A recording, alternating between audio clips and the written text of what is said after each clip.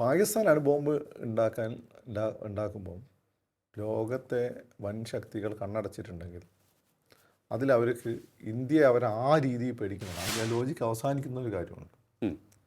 നമ്മൾ ഇനി അങ്ങോട്ട് വലിയ ശക്തിയായി മാറുന്നതിന് അവർക്ക് തടയാനൊക്കെ പറ്റും. ഈ വിരോധവും അത് ഇതും സർവൈലൻസ് വളരെ സ്ട്രോങ് ആണ്.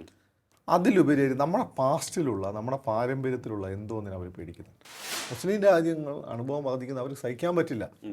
ഇസ്രായേൽ അതിനെ എതിർത്തു, എന്നിട്ട് പോലും അവർ സമ്മതിച്ചു. ഇത് നമ്മൾ ചോദ്യം ഇതാണ്, ഇപ്പോൾ ഡെങ് സിയാപിങ് ഉണ്ടാക്കുന്നതോ ചൈന ഉണ്ടാക്കുന്നതോ ഒന്നും ഇവർക്കൊരു പ്രശ്നമല്ല. എന്തുകൊണ്ടാണ് ഇന്ത്യ ഉണ്ടാക്കുന്ന ഒരു പ്രശ്നമായത്? എന്തുകൊണ്ടാണ് പിന്നെ ഈ പറയുന്നത് പോലെ പാകിസ്ഥാനെ ഇവർ തടഞ്ഞില്ല? പാകിസ്ഥാനെ തടയാതിരിക്കാൻ കാരണം ശരിയാണ്, പാകിസ്ഥാൻ ഇന്ത്യക്കെതിരെയുള്ള ചെക്കാണ് പാകിസ്ഥാൻ.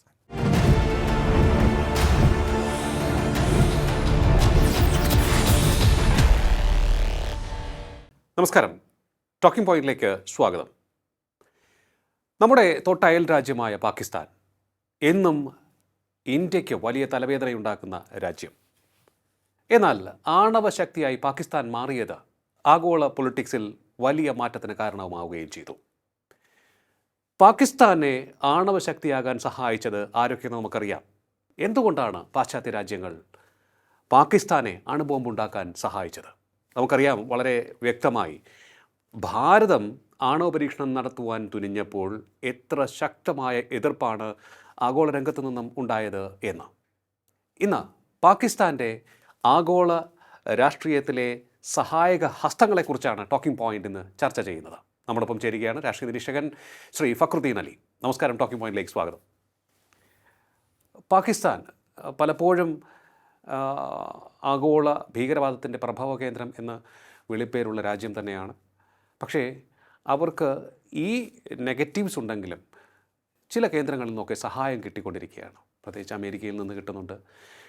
ഒരു സുപ്രഭാതത്തിൽ നമ്മളിപ്പോൾ നോക്കുകയാണെന്നുണ്ടെങ്കിൽ ട്രംപ് ആസിം മുനീറിനെ തിരഞ്ഞു പിടിച്ച് അവിടേക്ക് ക്ഷണിക്കുകയും അദ്ദേഹത്തിന് പിന്തുണ പ്രഖ്യാപിക്കുകയൊക്കെ ചെയ്ത പോലെയാണ് നമുക്ക് കാണാൻ സാധിച്ചത്.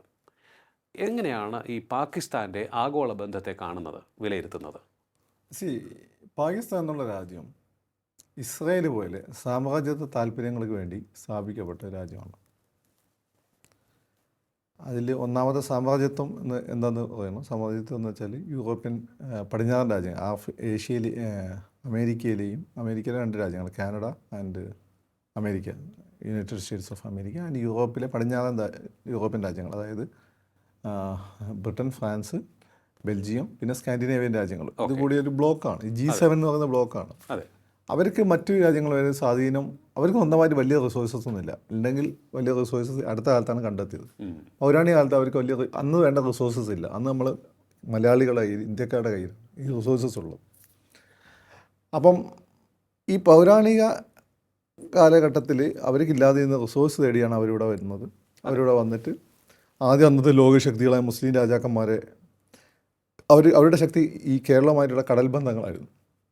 അപ്പോൾ ഈ കേരളത്തിലെ കടൽ ബന്ധം വാസ്കോഡ ഗാമ വഴി പിടിച്ചെടുത്തതിന് ശേഷം ഈ മുസ്ലിം രാജ്യങ്ങളെല്ലാം പരാജയപ്പെടുത്തി. പിന്നെ അവന്മാരെ കയ്യിലിരിപ്പം പരസ്പരം അടിയായിരുന്നു.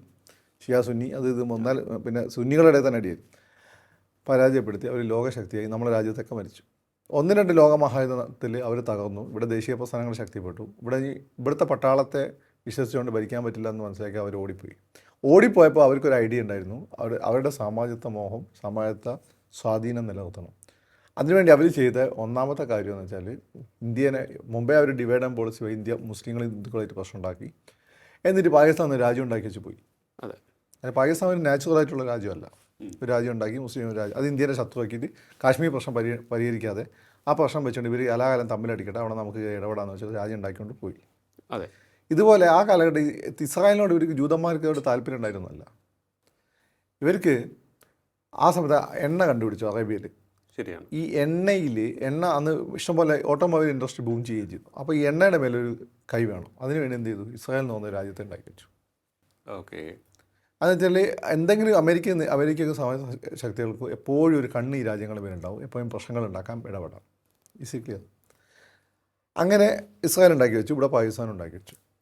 ഇവിടെ പാകിസ്ഥാൻ്റെ കൂടെ അവർ വേറെ കഴിഞ്ഞ് പോലീസിനും പട്ടാളത്തിനും സിവിൽ സർവീസിലും അവർ ട്രെയിൻ ചെയ്ത ആളുകളാണ് അന്നുണ്ടായിരുന്നത്. അവർ ബ്രിട്ടീഷുകാർ പോയപ്പോൾ നമ്മളെ സിസ്റ്റത്തിൻ്റെ ഭാഗമായി. ഇവരെ മേലെ അവർക്ക് നല്ല സ്വാധീനമായിരുന്നു. പിന്നെ പുതിയ റിക്രൂട്ട്മെൻറ്റ് വന്ന സമയത്ത് അതിൽ ഡോവലിനെ പോലുള്ള ചില ആളുകൾ അവർക്ക് സ്വാധീനിക്കാൻ പറ്റിയില്ലെങ്കിൽ ബാക്കിയുള്ള എല്ലാവരും അവർ നല്ല രീതിയിൽ സ്വാധീനിച്ചിട്ടുണ്ട്. ഈ PAS വഴി ഓക്കെ. മൗണ്ട് ബാറ്റനൊക്കെ ഉണ്ടാക്കിയ ആളുകളാണല്ലോ. അപ്പോൾ ഇങ്ങനെയുള്ള ആളുകൾക്ക് അവരുടെ മക്കൾക്കൊക്കെ അവിടെ ബിസിനസ് പഠിക്കാനുള്ള അവസരം, ഭാര്യമാർക്ക് പഠിക്കാനുള്ള അവസരം, ബിസിനസ്സൊക്കെ ഉണ്ടാക്കി കൊടുക്കും. അങ്ങനെ ഇന്ത്യ പോലെയുള്ള മൂന്നാം ലോക രാജ്യങ്ങളുടെ അല്ലെങ്കിൽ പഴയ കൊളോണിയൽ രാജ്യങ്ങളെല്ലാം മേലെ അവർക്ക് ശക്തമായ സ്വാധീനമുണ്ട്. അങ്ങനെ സ്വാധീനം അവർ നിലനിർത്തി. ഇപ്പം മോഡിയൊക്കെ വന്നതിന് ശേഷമാണ് ആ സ്വാധീനം കുറഞ്ഞത്. പിന്നെ RSS ട്രെയിൻഡ് ആയിട്ടുള്ള സിവിൽ സർവീസ് ഉദ്യോഗസ്ഥന്മാർ കൂടുതൽ വന്നപ്പോൾ അവർ എന്ത് ചെയ്തു വെച്ചാൽ ഇവരുടെ ഇതിൽ നിൽക്കില്ല. പക്ഷെ പെട്ടെന്നൊന്നും അവർക്ക് ഊരി വരാൻ പറ്റില്ല. പതുക്കെ അവർ ഇൻഡിപെൻഡൻ്റ് ആവുന്നുണ്ട് ഈ ഡോവലിൻ്റെ കൺട്രോളിൽ.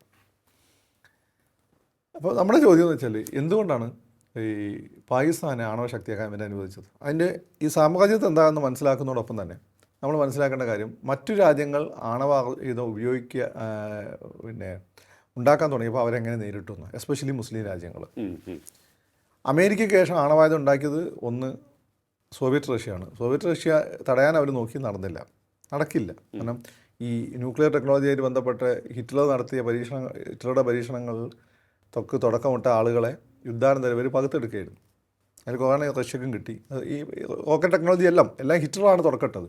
ഈ സയൻറ്റിസ്റ്റുകളെ ഇവർ തട്ടിക്കൊണ്ടുപോയിട്ടാണ് ഇവർ നേടിയെടുത്തത്. അമേരിക്ക ആണെങ്കിലും അല്ലെങ്കിൽ കുറച്ച് ജൂത സയൻറ്റിസ്റ്റുകൾ പേടിച്ചിട്ട് അങ്ങോട്ട് ഓടിപ്പോയി. അങ്ങനെയാണ് അമേരിക്ക ഓട്ടോഹാൻ അതിൻ്റെ നേതൃത്വത്തിൽ ആ പ്രൊജക്റ്റ് വിജയിപ്പിച്ചത്. അത് കഴിഞ്ഞിട്ട് ബ്രിട്ടനും ഫ്രാൻസും പിന്നെ ചൈനയും ആണവ ശക്തികളായി. ഈ ഘട്ടത്തിലാണ് ഇന്ത്യ നമ്മളെ ചുറ്റും ചൈന ഒരു വലിയ ശക്തി, ഈ ആണവ ശക്തിയായി നമ്മുടെ ശത്രുരാജ്യമായതോടുകൂടി ഇന്ത്യക്ക് മറ്റു വഴിയില്ല. റഷ്യ നമ്മളെ സഹായിക്കാൻ റെഡിയാണ്. കാരണം റഷ്യക്ക് ചൈനേനെ പേടിയാണ്. കാരണം ചൈനക്കാരെ ഉണ്ടാക്കിയ റഷ്യ ആണെങ്കിൽ പോലും പിന്നെ അവരായിട്ട് ഒരു യുദ്ധം ചെയ്തിട്ടുണ്ട്. അതുകൊണ്ട് ചൈനക്കാരെ വിശ്വസിക്കാൻ പറ്റില്ല. ലോകത്താർക്കും കണ്ണടച്ച് വിശ്വസിക്കാൻ പറ്റാത്ത ഒരു വിഭാഗമാണ് ചൈനക്കാർ. ശരിയാണ്. അപ്പോൾ അവർക്ക് അവരുടെ കാര്യം മാത്രമേ ഉള്ളൂ. അപ്പം ഇന്ത്യ അതിനു വേണ്ടിയുള്ള പരീക്ഷണമാണ് ഓരോ ഘട്ടത്തിൽ നമ്മളെ സയൻറ്റിസ്റ്റുകൾ. അപ്പോൾ അടുത്ത കാലത്ത് വന്ന ഹോമി ഭാവ എന്ന് തോന്നുന്നു, അല്ലെങ്കിൽ വിക്രം സാരാഭായിയോ, നമ്മുടെ പ്രധാനപ്പെട്ട ഒരാളെ ഒരു ആൽപ്സ് പർവ്വതത്തിന് മുകളിൽ ഒരു വിമാനം മൊത്തം ബോംബ് ചെയ്തിട്ടാണ് അയാളെ കൊന്നത്. അതെ, വിമാനത്തിൽ ബോംബ് വെച്ചിട്ട് ആൽപ്സ് പർവ്വതം തകർന്നു വരും. അടുത്ത കാലത്താണ് അത് അങ്ങനെ, അതുകൊണ്ട് നമ്മൾ സംശയിച്ചതാണ് അങ്ങനെ ആയിരുന്നു എന്ന് മനസ്സിലായി. പിന്നെ ഇതിനൊക്കെ ഒരു യെസ് പറയുന്ന ആളായിരുന്നു നമ്മുടെ ലാൽ ബഹദൂർ ശാസ്ത്രി. അദ്ദേഹത്തിൻ്റെ വിഷം കുത്തി വെച്ച് കൊന്നു. റഷ്യക്കാരല്ല കൊന്നത്, യുവമാരാണ് കൊന്നത്. പിന്നെ ഇന്ദിരാഗാന്ധിനെ വെടിവെച്ച് കൊന്നു. ഇന്ദിരാഗാന്ധിയാണ് പരീക്ഷണം നടത്തിയത് ഇതിനെയൊക്കെ മറികട വന്നുകൊണ്ട്. അപ്പോൾ ഇന്ത്യ ഇത് നേടലിന് അവർക്ക് നിർബന്ധം ഉണ്ടായിരുന്നു. പക്ഷേ നമ്മൾ നേടിയെടുത്തു. Thanks to Russia. പിന്നെ നമ്മളെ സയൻറ്റിസ്റ്റുകളുടെ ഡെഡിക്കേഷൻ. നമ്മൾ ജവഹർലാൽ നെഹ്റുവിനെ കുറ്റം പറഞ്ഞ് പറയുമ്പോൾ, അല്ലെങ്കിൽ മല്ലിക സാരാഭായിനെ കുറ്റം പറഞ്ഞ് എന്ന് പറയുമ്പോൾ, നമ്മൾ ഇന്നത്തെ രാജ്യത്തെ ഈ നട്ടലുയർത്തി നിർത്താൻ വലിയ പങ്ക് വഹിച്ചിട്ടുണ്ട് മല്ലിക സാരാഭായിയുടെ കുടുംബം. അവരോട് നമുക്ക് വിയോജിപ്പുണ്ടെങ്കിലും സാരാഭായി എന്ന് പറയുമ്പോൾ നമ്മൾ അതുകൂടി നോക്കണം. നെഹ്റു എന്ന് പറയുമ്പോഴും അവരെ ആ സിസ്റ്റത്തെ വളർത്തിക്കൊണ്ട് നെഹ്റുവിന് വലിയ പങ്കുണ്ട്, സയൻറ്റിസ്റ്റുകളുടെ. അങ്ങനെ നമ്മൾ ആദ്യത്തെ പരീക്ഷണം നടത്തി. പക്ഷേ അത് നമ്മൾ പരിധി കൂടുതൽ ഡെവലപ്പ് ചെയ്തിട്ടില്ല. പക്ഷേ നമുക്ക് ബോംബ് ഉണ്ടാക്കാനുള്ള ശേഷി വന്നു. ഇതിന് ശേഷം ഇതേ സമയത്ത് ഇസ്രായേൽ പരീക്ഷണം നടത്തുന്നുണ്ടായിരുന്നു. ഇസ്രായേൽ എന്ന് വെച്ചാൽ ഈ ആഗോള നിയമങ്ങളെ ലംഘിക്കാനും പാടില്ല എന്ന സാധനം വേണം. വിഭവന്മാർ കണ്ണടിച്ചു കൊടുത്തു. ഇവർ അന്ന് സൗത്ത് ആഫ്രിക്കനെ പൂട്ടുപിടിച്ച് സൗത്ത് ആഫ്രിക്കൻ അടുത്തുള്ള കടലിലാണ് ഇവർ പരീക്ഷണം നടത്തിയത്. ബോംബ് നേരിട്ട് പിന്നെ അവർ ഡെവലപ്പ് ചെയ്തെടുത്തു. പിന്നെ സെവൻ ഡേ വാറിൽ തോൽക്കുകയാണെങ്കിൽ പിന്നെ ഈ ബോംബ് അവിടെ സിനായ് കുന്നുകളിൽ പൊട്ടിക്കാനായിരുന്നു ഇവിടെ പ്ലാൻ. പക്ഷേ അവർ ഭാഗ്യത്തിന് ജയിച്ചു. അതുകൊണ്ട് രണ്ടാമത്തെ അറ്റോമിക് അറ്റാക്ക് ഉണ്ടായില്ല. പക്ഷേ ലോകരാജ്യങ്ങൾ കണ്ണടച്ചു. അതിനുശേഷമാണ് ഇന്ത്യയിൽ ഈ പറയുന്ന വാജ്പേയി ഗവൺമെൻറ് വരുന്നത്. BJPക്കാർക്ക് എന്താ ഈ കാര്യത്തിൽ കോംപ്രമൈസ് ചെയ്യാൻ പറ്റില്ലല്ലോ. ന്യൂക്ലിയർ വെപ്പൺസ് കയ്യിലുണ്ടെങ്കിൽ നമ്മളെ തൊടാൻ മടി. പ്രധാന ഡെങ് സിയാവോപ്പിങ്ങിനെ ഇല്ലാതാക്കണമെന്ന് അമേരിക്കക്ക് ആഗ്രഹമുണ്ട്. പക്ഷേ ചെയ്യാത്തൊന്നുണ്ടോ? ഈ സാധനം കയ്യിലുണ്ട്, ഇയാളെടുത്ത് ഉപയോഗിക്കും. അവിടെ പൊട്ടിച്ചാലും മതി, ചുറ്റുള്ള കുറേ തീരും. ശരിയാണ്, മനസ്സിലായില്ലേ? അപ്പം വാജ്പേയി ഇതിന് വേണ്ടിയിട്ടുള്ള അതിൻ്റെ അപ്പുറത്ത് ഈ പറയുന്ന പോലെ വേറൊരു കാര്യം എന്ന് വെച്ചാൽ, ഈ പറയുന്ന ബംഗ്ലാദേശിനെ കൂട്ടുപിടിച്ച് അമേരിക്ക ഇന്ത്യക്കെതിരെ നടത്തുന്ന പ്രവർത്തനങ്ങളൊക്കെല്ലാം BJPക്കാർ നോട്ടിട്ടിരുന്നു. പക്ഷേ അതിന് മുമ്പേ അതുണ്ടായിരുന്നു. പക്ഷേ കോൺഗ്രസ് ഗവൺമെൻറ്റിൻ്റെ ഇനി അവരധികം പിണക്കണ്ട, നരസിംഹറാവ് ഉൾപ്പെടെയുള്ള ആളുകൾ ഈ അമേരിക്കനെ അധികം പിണക്കണ്ട എന്നുള്ളതാണ്. അന്ന് ലിബറലൈസേഷനൊക്കെ നടന്നുകൊണ്ടിരിക്കുകയല്ലേ, അന്നൊരു പോളിസിയായിരുന്നു. പക്ഷേ വാജ്പേയി എന്നപ്പോൾ നോട് കൊടുത്തു, നമ്മൾ ചെയ്തു, നമുക്ക് ഉപരോധം വന്നു. എന്നാൽ പാകിസ്ഥാൻ ഇതേ സമയത്ത് തന്നെ അറ്റോമിക് നമ്മൾ ആദ്യം നടത്തിയപ്പോൾ പാകിസ്ഥാൻ അതിന് വേണ്ടിയിട്ടുള്ള ശ്രമങ്ങൾ തുടങ്ങി.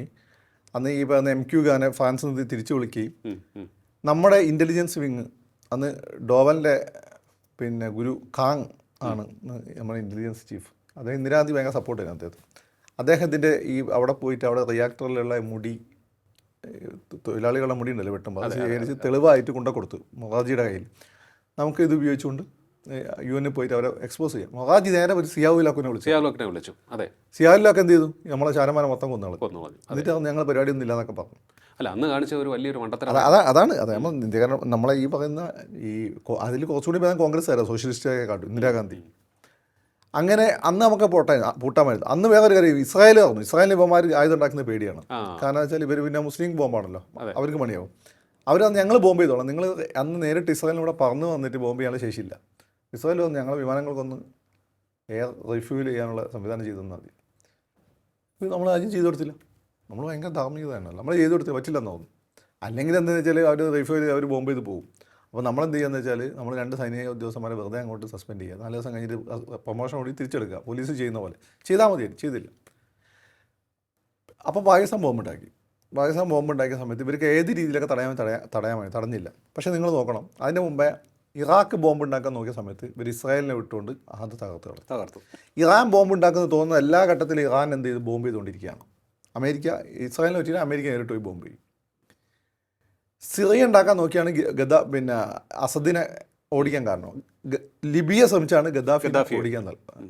അതിൻ്റെ ഇടയ്ക്ക് ചൈനയുടെ സപ്പോർട്ടോട് കൂടിയിട്ട് അങ്ങനത്തെ ഒരു സിസ്റ്റം ആയതുകൊണ്ടാണ് ഡെങ്ങിന് പറ്റിയത്. ഡെങ്ങിനല്ല, ഇയാൾക്ക് കിങ് ജോൺ ഉണ്ണിന് നമ്മുടെ വാപ്പാക്കും വലിയപ്പാക്കും ഒക്കെ പറ്റിയത്. അത് പാകിസ്ഥാൻ വിട്ടുകൊടുത്ത. പാകിസ്ഥാൻ അവർ ഈ ഇത് കൊടുത്തു, മിസൈൽ ടെക്നോളജി കൊടുത്തു, പകരം ഇത് തിരിച്ചു കൊടുത്തു. അവർ ആറ്റം ബോംബിൻ്റെ ടെക്നോളജി അവർക്ക് കൊടുത്തു. അപ്പം നമ്മൾ ചോദ്യം ഇതാണ്, ഇപ്പോൾ ഡെങ് സിയാപിങ് ഉണ്ടാക്കുന്നതോ ചൈന ഉണ്ടാക്കുന്നതോ ഒന്നും ഇവർക്കൊരു പ്രശ്നമല്ല. എന്തുകൊണ്ടാണ് ഇന്ത്യ ഉണ്ടാക്കുന്ന ഒരു പ്രശ്നമായത്? എന്തുകൊണ്ടാണ് ഈ പറയുന്നത് പോലെ പാകിസ്ഥാനെ ഇവർ തടഞ്ഞില്ല? പാകിസ്ഥാനെ തടയാതിരിക്കാൻ കാരണം ശരിയാണ്, പാകിസ്ഥാൻ ഇന്ത്യക്കെതിരെയുള്ള ചെക്കാണ് പാകിസ്ഥാൻ. എന്തുകൊണ്ട് അവർ ഇന്ത്യയെതിരെ ഭയക്കുന്നു? ശരിയാണ്. ഇവിടെയാണ് ഇന്ത്യയുടെ പൊട്ടൻഷ്യൽ. ഹ്യൂജ് മാർക്കറ്റ് എല്ലാവർക്കും അറിയാം, വലിയ രാജ്യം. ഇന്ന് ഇന്ത്യയിൽ ഒരുപാട് നിഗൂഢതകളുണ്ട്. അത് ഈ ഹിമാലയക്കാർ ബന്ധപ്പെട്ടാണ് പറയുന്നത്. ഹിമാലയം ഇന്ത്യൻ പ്ലേറ്റ് യൂറേഷ്യൻ പ്ലേറ്റായിട്ട് കൂട്ടിയിടിച്ചപ്പോണ്ടായ പർവ്വതമാണ് ഹിമാലയം. അപ്പോൾ നമ്മൾ സയൻറ്റിഫിക്കായിട്ട് അതിൽ കാര്യമൊന്നുമില്ല. പക്ഷേ ഇന്ത്യയുടെ കാര്യം നിങ്ങൾ എടുത്തു, എത്രയോ പടയോട്ടങ്ങളും കാര്യങ്ങളൊക്കെ നടന്നത് നമ്മുടെ രാജ്യത്തെ സംരക്ഷിച്ച് നിർത്തുന്നത് എന്തോന്നുണ്ട്. ഇവിടെ പൂർണ്ണമായിട്ടും മുസ്ലിം വൽക്കരിക്കാൻ പറ്റില്ല. 500 വർഷം നമ്മൾ ഭരിച്ചാണ് ഇവിടെ. ക്രിസ്ത്യാനികൾ 200 വർഷം ഭരിച്ചു, അതായത് ബ്രിട്ടീഷുകാർ. അവർക്ക് ഇവിടെ ക്രൈസ്തവൽക്കരിക്കാൻ പറ്റിയില്ല. ലോകത്ത് ഇങ്ങനെ വേറെ രാജ്യമില്ല. ചൈനയെ പോലും അവസാനം അവർ ആയുധം എടുത്തിട്ടാണ് ഈ അക്കമാരികൾ ഓടിച്ചത്.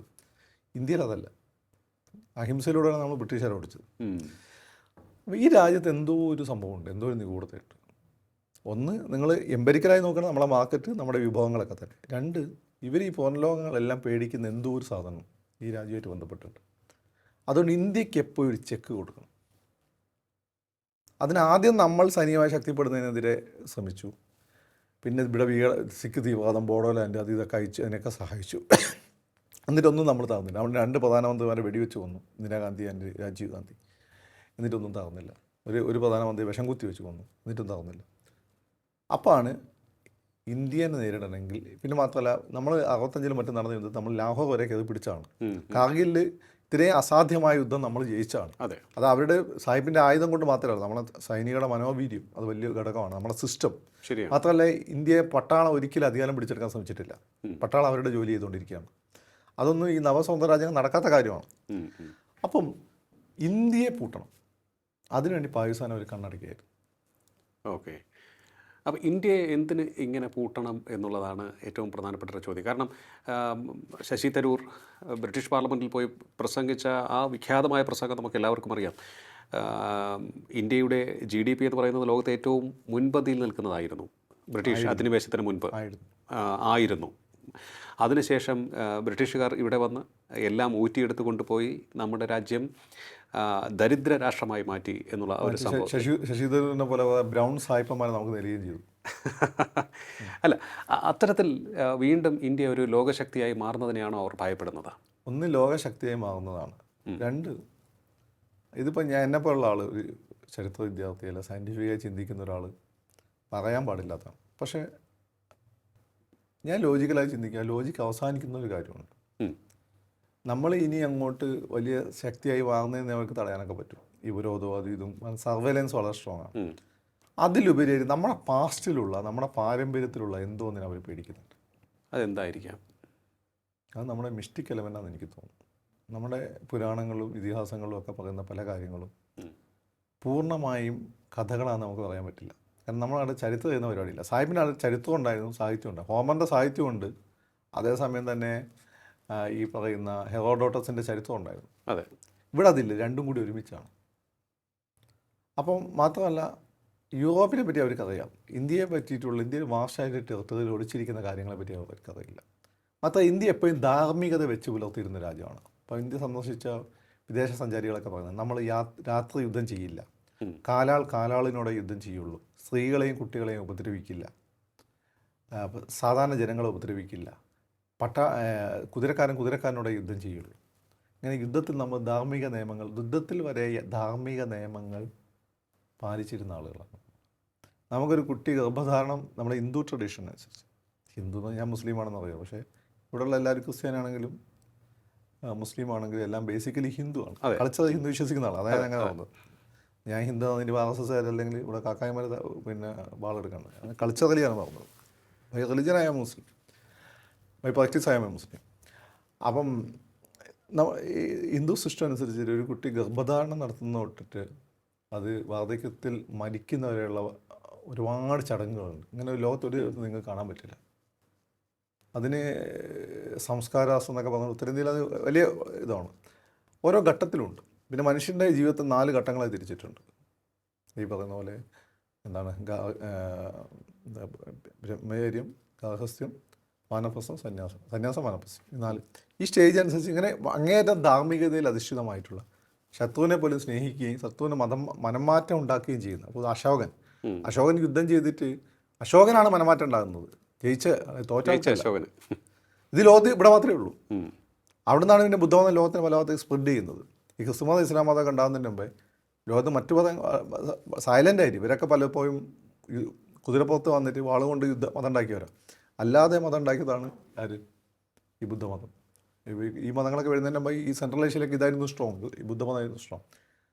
അപ്പോൾ ഒരു സ്പിരിച്വലായിട്ടുള്ള, ആത്മീയമായിട്ടുള്ള, ധാർമ്മികമായിട്ടുള്ള ഒരടിത്തറ നമ്മുടെ രാജ്യത്തിനുണ്ട്. ഈ ധാർമ്മികത വളരെ ഇമ്പോർട്ടൻ്റ് ആണ്. അത് നിങ്ങളെ പേഴ്സണൽ ധാർമ്മികത അല്ല, ഒരു സംസ്കാരത്തിൻ്റെ ധാർമ്മികത അല്ല. ചൈനയിലും ജപ്പാനിലും ഇത് ഉണ്ടായിരുന്നു, പക്ഷേ വെസ്റ്റേണൈസേഷൻ സ്വാധീനം കൊണ്ട് അത് കുറഞ്ഞു വന്നിട്ടുണ്ട് വൻതോതിൽ. പിന്നെ അവിടെ കമ്മ്യൂണിസവും മറ്റൊരു വെസ്റ്റേണൈസേഷൻ. അപ്പോൾ ഇവരൊക്കെ ഇവിടെ ലോകത്ത് നടത്താനും അവർ ഉദ്ദേശിക്കുന്ന പല അജണ്ടകളെന്ന് വെച്ചാൽ പല തിയറീസ് ഉണ്ട്. അതുപോലെ കോൺസ്പിറസി തിയറീസാണ്. ലോകത്തിൻ്റെ ജനസംഖ്യ കുറയ്ക്കണം, കാരണം ഭൂമിയുടെ ക്യാരിയിങ് കപ്പാസിറ്റി കഴിഞ്ഞു, അതിന് യുദ്ധങ്ങൾ വേണം. ഇപ്പോൾ തന്നെ നിങ്ങൾ ലോകത്ത് മൊത്തം അനാർക്കിയുണ്ട്. ഇനിയും ലോകമഹായുദ്ധം ഉണ്ടായി ലോകം നശിച്ചു വന്ന അവസ്ഥയുണ്ട്. ഇതിനൊക്കെ ഒരു ബ്ലോക്കായി നിൽക്കുന്ന എന്തോ ഒരു ഫാക്ടറാണ് ഇന്ത്യ. ഇന്ത്യയുടെ നിലപാട് വളരെ പൊളിറ്റിക്കലി, മെറ്റീരിയലി ഇമ്പോർട്ടൻ്റ് ആണ്. 2, ഇന്ത്യയുടെ ധാർമ്മികമായിട്ടുള്ള അടിത്തറ. ആ ധാർമ്മികമായിട്ടുള്ള അടിത്തറയുള്ള ഈ രാജ്യം ശക്തമായി നിൽക്കുകയാണെങ്കിൽ അത് അവരുടെ അജണ്ടകൾ നടപ്പിലാക്കാൻ പറ്റും. കാരണം യൂറോപ്പിൽ അങ്ങനെ ഒരു ധാർമ്മികതയില്ലല്ലോ. അവരുടെ ധാർമ്മികത കുറച്ച് പൈസ ഉണ്ടാക്കിയ സായിപ്പ് ഉണ്ടാക്കി കൊണ്ടുവന്ന ധാർമ്മികതയാണ്. മനസ്സിലായോ? അല്ലാതെ അവിടെ പൈസ ഉണ്ടാക്കിയതിനു ശേഷം സായിപ്പ് ഒരു കപ്പൽ മുങ്ങും, അവസാനം കപ്പിത്താൻ രക്ഷപ്പെട്ടാൽ മതി എന്ന് പറയുന്നത്. അതുവരെ ഞാനങ്ങനെ രക്ഷപ്പെടുന്ന സായിപ്പല്ല. ഇവിടെ പണ്ടേ ദാരിദ്ര്യത്തിൻ്റെ സമയത്ത് അതാണ് പറഞ്ഞുകൊണ്ടിരുന്നത്. ഇവിടെ പണ്ടേ ഒരു വീട്ടിൽ ഭക്ഷണം ഇല്ലെങ്കിൽ പോലും കഴിക്കുന്നതിന് അടുത്ത വീട്ടിൽ നിങ്ങൾ കഴിച്ചോ എന്ന് ചോദിക്കുന്ന സംസ്കാരമുള്ള സ്ഥലമാണ്. യൂറോപ്പിൽ അങ്ങനെ സംസ്കാരം ഇല്ല, കൾച്ചറില്ല. ഇതിനവർ പേടിക്കുന്നത്. അപ്പോൾ ഇന്ത്യക്ക് എപ്പോഴും ഒരു ചെക്ക് കൊടുക്കണം. അതുകൊണ്ടാണ് അവരുടെ തന്നെ നിലപാട് പിന്നെ ഭീഷണിയാവും. പാകിസ്ഥാനെ പോയി ബോംബ് ഇട്ടത് എങ്ങോട്ട് പോകുമെന്ന് പറയാൻ പറ്റില്ല. പക്ഷേ പാകിസ്ഥാൻ ബോംബ് ആർജിക്കുന്നതിനെ തടയാനുള്ള കാര്യമായിട്ടുള്ള ഒരു ശ്രമം യൂറോപ്യൻ അമേരിക്കൻ സഖ്യകക്ഷിയുടെ ഭാഗത്ത് ഉണ്ടായില്ല. അനുമാനിക്കേണ്ടത് ഇവരുടെയൊക്കെ തന്നെ സഹായത്തോടു കൂടിയാണ് പാകിസ്ഥാൻ ആണവശക്തിയായി മാറിയത് എന്ന് തന്നെ. അതെ, അവർ മൗനസമ്മതം കൊടുക്കുകയാണ്. അവരങ്ങനെ വെറുതെ മൗനസമ്മതം കൊടുക്കില്ല, അത് മനസ്സിലാക്കുക. എസ്പെഷ്യലി മുസ്ലിം രാജ്യങ്ങൾക്ക്. സദ്ദാം ഹുസൈൻ അവരുടെ ഒരാളായിരുന്നു, കൊന്നു കളഞ്ഞു. ഈ ഗദ്ദാഫിയൊക്കെ അവർക്ക് എതിരായിരുന്നു, പക്ഷേ മുസ്ലിം രാജ്യങ്ങളായിരുന്നു. മുസ്ലിം രാജ്യങ്ങൾ അനുഭവം ബാധിക്കുന്ന അവർക്ക് സഹിക്കാൻ പറ്റില്ല. ഇസ്രായേൽ അതിനെ എതിർത്തു, എന്നിട്ട് പോലും അവർ സമ്മതിച്ചു. അവിടെയാണ് നമ്മളെ പലപ്പോഴും നമ്മളെ മനസ്സിലാക്കേണ്ടത് നമ്മളെ ശത്രുവിൻ്റെ വലിപ്പം കണ്ടിട്ടാണ്. എന്നെപ്പം ഒരു സാധാരണ ഇപ്പോൾ ലിയോ എൻ്റെ ശത്രുവായി എനിക്ക് എന്നെ പറ്റി വലിയ മതിപ്പൊന്നും തോന്നില്ല, സ്വാഭാവികം. നമ്മൾ ഏതാണ്ടൊക്കെ ഒരേപോലെ. പക്ഷേ പിണറായി വിജയൻ എൻ്റെ ശത്രു ആകുമ്പോൾ ദാറ്റ് മീൻസ് എൻ്റെ കയ്യിൽ എന്തോന്നെങ്കിലും ഒന്നും ഉണ്ടാവണം. അത് നരേന്ദ്രമോദി എൻ്റെ ശത്രു ആണെങ്കിൽ അതിൻ്റെ ശത്രുവാണ്ട് ആവശ്യമില്ലല്ലോ. അവിടെയാണ് നമ്മൾ നോക്കേണ്ടത്. അതാണ് പലപ്പോഴും നമ്മളിപ്പോൾ നോക്കുകയാണെന്നുണ്ടെങ്കിൽ ഇന്ത്യയിലേക്ക് നടന്ന വിദേശ അധിനിവേശങ്ങൾ, ഇന്ത്യയുടെ സ്വാതന്ത്ര്യം, ആ സ്വാതന്ത്ര്യത്തിന് ശേഷം ഇന്ത്യ വളരെ സ്ട്രഗിൾ ചെയ്ത് മുന്നോട്ട് വന്നത് തുടക്കം മുതൽ 47 നമ്മൾ മുതൽ. ഈ അധിനിവേശം ഇപ്പം തുടങ്ങിയൊന്നല്ല. യൂറോപ്പിൻ്റെ ഈ അധാർമിക അധിനിവേശം അലക്സാണ്ടറിനോട് കൂടി തുടങ്ങുന്നതാണ്. അതെ അതെ, അതെൻ്റെ മനസ്സിലേക്ക് വന്നിരുന്നു ഇടയ്ക്ക്. അലക്സാണ്ടറിനോട് കൂടി അലക്സാണ്ടറാണ് ഇവിടെയുള്ള പല ഏൻഷ്യൻ്റ് ആയിട്ടുള്ള ട്രഡീഷൻസിനെ പലതും നോർത്ത് ഈസ്റ്റിൽ ഇല്ലാതാക്കിയത് അലക്സാണ്ടറാണ്. ഉം, ഉം, ഉം, ഉം. ആര്യൻ ട്രഡീഷനായിട്ട് ബന്ധപ്പെട്ടിട്ടുള്ള കുറേ സാധനങ്ങളുണ്ട്, അത് ഇല്ലാതാക്കിയത് അലക്സാണ്ടറാണ്. ഉം. അലക്സാണ്ടർ ഭാഗ്യത്തിന് ഇങ്ങോട്ട് വരാൻ പറ്റിയില്ല. പിന്നെ ഇവിടെ ഇങ്ങോട്ട് വരുന്ന ആളുകളൊക്കെ എങ്ങനെങ്കിലൊക്കെ ഈ അക്രമകാരികളെ എല്ലാം തന്നെ ചെക്ക് ചെയ്യുന്ന എന്തോ ഒരു സിസ്റ്റം ഉണ്ടാവും. അലക്സാണ്ടറും അങ്ങനെയാണല്ലോ, ഒരു മിസ്റ്റിക്കലായിട്ടാണല്ലോ തിരികെ പോകുന്നത്. തിരിച്ചു പോകുന്നു. അതുപോലെ ഈ ചെങ്കിസ് ഖാൻ ഇങ്ങോട്ട് വരാൻ പറ്റില്ല. ചെങ്കിസ് ഖാൻ്റെ കയ്യിൽ നിന്ന് നമ്മളെ രക്ഷപ്പെടുത്തിയത് മുഹമ്മദ് അലാവുദ്ദീൻ ഖിൽജിയാണ്. ഉം, ഉം. അദ്ദേഹത്തിന് വരാൻ പറ്റിയില്ല. ഈ കൂട്ടത്തിൽ തന്നെ മുസ്ലിംസ് അല്ലെങ്കിൽ പോലും കുറച്ച് യുറേഷ്യൻസ് ആണെന്ന് ഈ തുർക്കികൾ. പക്ഷെ അവർ വന്നിട്ടും അവർക്ക് ഇന്ത്യനെ സാംസ്കാരികമായി കീഴടക്കാൻ പറ്റിയിട്ടില്ല. അവർ ഇതിൻ്റെ ഭാഗമായി മാറിയത്. ഓക്കെ. പാകിസ്ഥാൻ ആ ട്രഡീഷൻ്റെ ഭാഗമാണ്. ഇപ്പോൾ അലക്സാണ്ടർ അവിടം വരെ വന്നിട്ടുള്ളൂ. കളിച്ചതേ പാകിസ്ഥാൻ അവിടെ. അലക്സാണ്ടർ അവിടം വരെ വന്നിട്ടുള്ളൂ. ഈ തുർക്കി ബ്ലഡ് ഉള്ളവനാണ് ഇപ്പം പാകിസ്ഥാൻ ഭരിക്കുന്ന മുസ്ലിംസ്. അല്ല, അവർ അറബ് ബ്ലഡ് ഉള്ള മുസ്ലിംസ് അല്ല, നമ്മളെപ്പോലുള്ളതല്ല. ഓക്കെ. അറബികൾ നമ്മളൊക്കെ ഏൻഷ്യൻ്റ് ട്രഡീഷനാണ്. ഓക്കെ. അറബികൾ അവർ കുറേ ധാർമ്മികത ഉള്ള ഇഷ്ടംപോലെ കല്യാണം കഴിക്കാത്ത ആരാ? സാഹിബിന് തന്നെ അല്ലേ പണി. മുഹമ്മദ് നബി അന്ന് അറബികളെ മര്യാദയ്ക്ക് കൊണ്ടുവരണമെങ്കിൽ അപൂർണ്ണമായിട്ട് നോ എന്ന് പറഞ്ഞാൽ അവർ നന്നാവില്ല. മൂപ്പർ അതുകൊണ്ട് ചിലതൊക്കെ അനുവദിച്ചുകൊണ്ടാണ്. അതാണ് ഇപ്പന്മാർ ഈ വിവരമില്ലാതെ വന്ന് വിമർശിക്കുന്നത്. പക്ഷേ അറബികൾ അവരെ നിങ്ങൾക്ക് തന്നെ അറിയാലോ, വിശ്വസിച്ച അറബികൾ കൂടെ നിൽക്കും. നിങ്ങൾക്ക് വേണ്ടി അവർ ചാവും. ഈ ഇന്ത്യക്കാരെ കൊണ്ട് അറിഞ്ഞതിൻ്റെ കാര്യം. പക്ഷേ തുർക്കികൾ അങ്ങനെയല്ല. തുർക്കികൾ ചിലപ്പോൾ പിന്നു കുത്തും. പിന്നെ ചിലപ്പോൾ നല്ല കുത്തും. അവർ യൂറോപ്യൻ ട്രഡീഷൻ, യൂറോപ്യൻസ് അങ്ങനെയാണല്ലോ. നിങ്ങളെ ഫ്രണ്ടാന്ന് കെട്ടിപ്പിടിക്കാൻ ചെയ്യും, പിന്നു കുത്തുകയും ചെയ്യും. അപ്പോൾ പാകിസ്ഥാനാണ് ബോംബ് ഉണ്ടാക്കുമ്പോൾ ലോകത്തെ വൻ ശക്തികൾ കണ്ണടച്ചിട്ടുണ്ടെങ്കിൽ അതിലവർക്ക് ഇന്ത്യയെ അവർ ആ രീതിയിൽ പേടിക്കുന്നുണ്ട്. അങ്ങനെ ഇപ്പോൾ നമ്മൾ നോക്കി ആ രീതിയിൽ പേടിക്കേണ്ട രാജ്യമല്ല ഇന്ത്യ. നമുക്ക് അമേരിക്കനോടൊന്നും മുട്ടിക്കാനുള്ള സൈനിക ശേഷിയൊന്നും നമുക്കില്ല. പിന്നെന്തുകൊണ്ടാണ് നമ്മൾ പേടിക്കുന്നത്? ഓക്കെ. നമ്മുടെ കൾച്ചറൽ സ്ട്രെങ്തിനെയാണ് അവർ പേടിക്കുന്നത്. നമ്മുടെ ധാർമ്മികത അതിന് പിന്നിലുള്ള എന്തോ ഒരു ആ പേടി ഇപ്പോഴും ഉണ്ടെന്ന് തോന്നുന്നു. ഉണ്ട്. അത് തന്നെയാണ് മാത്രമല്ല അവിടെ വിവരമുള്ള ആളുകൾ ഇവിടെ വന്നിട്ട് ഇത് പഠിക്കുന്നുണ്ട്. ഇപ്പോൾ ഹിറ്റ്ലർ ഏറ്റവും കൂടുതൽ റിസർച്ച് നടത്തിയിട്ടുള്ളത് ഈ ഹിമാലയൻ മേഖലയിലാണ്. ഏറ്റവും കൂടുതൽ മിഷൻസ്. അതിന് വെച്ച് കഴിഞ്ഞാൽ ഇന്ത്യാന ജോൺസിൻ്റെ ഒരു സീരിയസ് സിനിമ തന്നെ ഉണ്ട്. അവിടെ ശംബാല എന്നുള്ള സ്ഥലമുണ്ട്, അതിൻ്റെയൊന്നും എനിക്കറിയില്ല. ഹിമാലയ ഇപ്പോഴും ഈ കൈലാസ ദുരൂഹതയാണ്. എന്താണ് അവിടെ അതിൻ്റെ മുകളിൽ കൂടെ വിമാനം പറക്കാത്ത മർദ്ദ വ്യതിയാനം കൊണ്ടാന്നൊക്കെ സയൻറ്റിഫിക് ആയിട്ടുള്ള എക്സ്പ്ലനേഷൻ ഉണ്ട്. പക്ഷെ അങ്ങനെയാണെങ്കിൽ അതിനെ മറികടക്കാൻ ശരിയുള്ള വിമാനങ്ങൾ പലപ്പോഴും പറക്കുന്നുണ്ട്. പക്ഷേ ഒരു സ്ഥിരം വിമാനക്കോട്ടില്ല അതിൻ്റെ മുകളിൽ കൂടെ. ഓക്കെ. അല്ല, ഇതിപ്പോൾ നമ്മൾ നോക്കുകയാണെന്നുണ്ടെങ്കിൽ ഇപ്പോഴും പാശ്ചാത്യ ശക്തികൾ ഇന്ത്യയെ ഭയപ്പെടുന്നുണ്ട് പല കാര്യങ്ങളിലും. ഞാൻ നോക്കുന്നത് ഈ ഭയത്തിൻ്റെ കാരണമാണ് എനിക്ക് മനസ്സിലാവുന്നത്. നമ്മളീ പോപ്പുലേഷൻ അവർക്കൊരു പ്രശ്നമൊന്നുമില്ല. ഒരാറ്റം ബോംബ് പൊട്ടിച്ചാൽ തീരാവുന്ന, രണ്ടാറ്റം ബോംബ് പൊട്ടിച്ചാൽ പോയിരുന്ന പോപ്പുലേഷനേ ഉള്ളൂ. അതൊന്നല്ല പ്രശ്നം. സംതിങ് ബിയോണ്ട് ദാറ്റ് അല്ലേ? Something beyond that. അതിനപ്പുറത്തേക്ക് നിൽക്കുന്ന ആ സംതിങ് വിച്ച് ഈസ് നോട്ട് കോഗ്നിസൈസബിൾ. അതെ, നമുക്ക് മനസ്സിലാക്കാൻ പറ്റാത്ത, എന്നാൽ അവർക്ക് അറിയാവുന്ന തോന്നുന്നു. ഹിറ്റ്ലറിൻ്റെ കാര്യം തന്നെ പറയാം. ഹിറ്റ്ലറെ അന്ന് കേട്ടിട്ടുള്ളത്, ഇവിടെ വായിച്ചിട്ടുള്ളത്, നല്ല ആര്യൻ യുവതികളെ, കുലഗുണമുള്ള ആര്യൻ സ്ത്രീകളെ തിരഞ്ഞെടുത്തുകൊണ്ട് ഹിമാലയത്തിലെ ഗ്രാമത്തിലേക്ക് അയക്കുന്നത്. അവിടെയുള്ള പുരുഷന്മാരെ കല്യാണം കഴിച്ച് അതിൽ നിന്ന് കുട്ടികളുണ്ടാക്കാൻ. ആ കുട്ടികളെ ലോകത്തിലെ ഭാവിയിലെ ഭരണാധികാരികളാക്കാനാണ് ഹിറ്റ്ലർ ആഗ്രഹിച്ചിരുന്നത്. അവരവിടെ കൊണ്ട് പ്രത്യേകം താമസിപ്പിച്ചിട്ട് ലുബാഫെ എന്നാണ് അവരെ അങ്ങനെ പറയുക. ഹിറ്റ്ലർ ഭയങ്കര രാജകീയ വളർത്തിയ കുട്ടികളാണ്. രണ്ടാം ലോക യുദ്ധത്തിൽ ഹിറ്റ്ലർ തോറ്റോടുകൂടി ആ കുട്ടികളെ പിന്നെ ഒരു ചൈൽഡ് അബ്യൂസിനൊക്കെ വിധേയമായി. ഈ ജയിച്ച ബ്രിട്ടീഷരും അവർ പല ആത്മഹത്യ ചെയ്ത് പല ദുര്യോഗമാണ്, പിന്നെ വല്ല അഡോപ്റ്റൊക്കെ ചെയ്തു. പക്ഷേ ഹിറ്റ്ലർ അങ്ങനെ ചെയ്തത്, ഹിറ്റ്ലറിനെ പോലെ വർണ്ണവതയൻ അങ്ങനെ ചെയ്തിട്ടുണ്ടെങ്കിൽ what's the reason behind it? Okay. കാരണം അന്നൊക്കെ ഏറ്റവും കൂടുതൽ എനിക്ക് തോന്നുന്നു ശാസ്ത്രീയമായ നീക്കങ്ങൾ. ഇതിൻ്റെ പ്രശ്നം എന്താ പറയുക, നമ്മുടെ നാട്ടിൽ നമ്മൾ സയൻറ്റിഫിക് ആയിട്ട് സ്കൂളുകൾ സിലബസ് പഠിക്കും, കാര്യങ്ങളൊക്കെ പഠിക്കും. നമ്മളെ പിള്ളേരും നമ്മളെല്ലാവരും ഇത് മാത്രമാണ് ശരിയെന്ന് വിചാരിക്കും. പക്ഷെ ഇതിൻ്റെ അപ്പുറത്ത് വേറെ സംഭവമുണ്ട്. ഇതെല്ലാം തന്നെ അന്ധവിശ്വാസമാണ് എന്ന് പറഞ്ഞുകൊണ്ട്, അല്ലെങ്കിൽ കോൺസ്പിറസി തിയറി എന്ന് പറഞ്ഞുകൊണ്ട് നമ്മളെ ബോധം മറച്ചു വെക്കും. ഗവൺമെൻറ്റുകളെല്ലാം നമ്മളോട് പറയില്ല, നമ്മൾ മനസ്സിലാക്കേണ്ട മാത്രമേ പറയുള്ളൂ. അത് ഗവൺമെൻറ്റുകളുടെ ഒരു പരിമിതിയാണ്. പക്ഷേ നമ്മൾ പിന്നെ ഒരുപാട് ഇങ്ങനെ ആലോചിച്ച് ജീവിതത്തിൽ ഒരുപാട് കാര്യങ്ങൾ മനസ്സിലാക്കി ആലോചിക്കുമ്പോഴാണ് നമുക്ക് മനസ്സിലാകാതെ സംതിങ് ബിയോണ്ട്. അപ്പോൾ ചരിത്രത്തിൽ ഏറ്റവും കൂടുതൽ പരീക്ഷണങ്ങളും ശാസ്ത്രീയമായ നീക്കങ്ങളും ഒക്കെ നടത്തിയിട്ടുള്ള രാജ്യമാണ് ജർമ്മനി. അവർ പോലും ഇത്തരത്തിൽ ഒരു പരീക്ഷണം നടത്തിയിട്ടുണ്ട് എന്ന റിപ്പോർട്ടുകൾ പുറത്തു വരുന്നുണ്ട്. ഇത് സംഭവം ഇതെല്ലാം തന്നെ റിപ്പോർട്ടുകളെല്ലാം മൂടി വെച്ചിരിക്കുകയായിരുന്നു. അല്ല, ഈ ആദ്യകാലത്ത് ഈ പത്രങ്ങളും ടി വി ചാനലുകളൊക്കെ ഗവൺമെൻറ് കൊടുക്കുന്നതല്ലേ പ്രസിദ്ധീകരിക്കുള്ളൂ. അതെ. ഇപ്പം ഈ സയൻറ്റിസ്റ്റുകൾ പലരും പോഡ്കാസ്റ്റുകളൊക്കെ നടത്തുന്നുണ്ട്. അവർ പറയുന്ന കാര്യങ്ങളൊക്കെ കേട്ട് നമ്മൾ അന്വേഷിച്ച് പോയി കഴിഞ്ഞാൽ ചില ബുക്സും കാര്യങ്ങളൊക്കെ ഉണ്ട്. എല്ലാം ഒന്നും ശരിയൊന്നല്ല. പക്ഷെ നമ്മുടെ ചിന്താ പ്രക്രിയ വളരെ സ്ട്രോങ് ആണെങ്കിൽ നമുക്ക് ലോജിക്കലായി കണക്ട് ചെയ്യാൻ പറ്റും. ഓക്കെ. പക്ഷേ നമുക്കൊരാൾക്ക് തൊട്ട് കാണിച്ചു കൊടുക്കാനൊന്നും പറ്റില്ല. തിരിച്ച് നിങ്ങൾ സ്വയം ചോദിച്ചാൽ മതി, എന്തുകൊണ്ട് നമ്മൾ നമ്പർ 1 ടാർഗറ്റ് ആവുന്നു? എന്തുകൊണ്ട് പാകിസ്ഥാൻ? ഈ ചോദ്യം ഞാനടുത്ത് സ്വയം ചോദിച്ചു, എന്തുകൊണ്ട് പാകിസ്ഥാനെ? വല്ല ബുക്കും അതും ഇതൊക്കെ ജിയോ പൊളിറ്റിക്സ് വന്നു, അതിൽ വലിയ കാര്യമൊന്നുമില്ല, അത് സ്ഥിര സാധനമാണ്. എന്തുകൊണ്ട് പാകിസ്ഥാനെ യൂറോപ്യൻ ശക്തികൾ അണുബോംബ് ഉണ്ടാക്കാൻ? പാകിസ്ഥാൻ ലോകത്ത് ഏറ്റവും കൂടുതൽ ടെററിസം കയറ്റുന്ന ഏറ്റവും കൂടുതൽ പൊട്ടൻഷ്യലുള്ള രാജ്യം, ടെററിസ്റ്റ് പൊട്ടൻഷ്യൽ, ടെററിൻ്റെ ഹബ്ബ് എന്ന് പറയാവുന്ന സ്ഥലം, ഒരു തെമ്മാടി രാജ്യം. അവരെ എന്തുകൊണ്ടാണ് യൂറോപ്യൻ ശക്തികൾ അണുവായുധം നിർമ്മിക്കാൻ മൗനസമ്മതം നൽകിയത്? അല്ലെ തടയാതിരുന്നു? തടയാൻ പറ്റിയിരുന്നല്ലോ. പറയാൻ പറ്റുമായിരുന്നു, ഉറപ്പായിട്ടും. അന്ന് ഇവരുണ്ടാക്കിയ സമയത്ത് സോവിയറ്റ് റഷ്യ ഇല്ലാന്നും കൂടി മനസ്സിലാക്കണം. പിന്നെ ആരാണ് ടാർഗറ്റ്? യെസ്, തീർച്ചയായിട്ടും നമ്മൾ കൂടുതൽ ആഴത്തിൽ ചിന്തിക്കേണ്ട ഒരു വിഷയം തന്നെയാണ് ടോക്കിംഗ് പോയിന്റ് എന്ന് ചർച്ച ചെയ്തത്.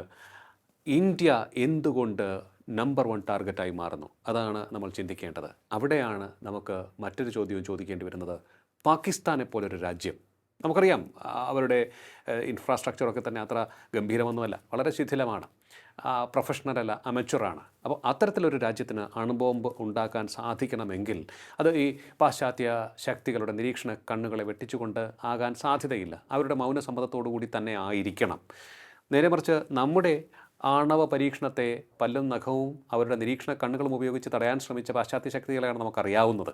അപ്പോൾ ഇത്തരത്തിൽ പാകിസ്ഥാനെ ഒരു അണ്വായുധ ശക്തിയാക്കി മാറ്റുവാൻ പാശ്ചാത്യ രാജ്യങ്ങൾ ആഗ്രഹിച്ചു എന്ന് ചുരുക്കം. അങ്ങനെയാണെങ്കിൽ എന്തിന്? ഇന്ത്യക്കൊരു ചെക്കായി. എന്തുകൊണ്ട് ഇന്ത്യയെ പാശ്ചാത്യ ശക്തികൾ ഭയപ്പെടുന്നു, ആശങ്കയോടെ കാണുന്നു?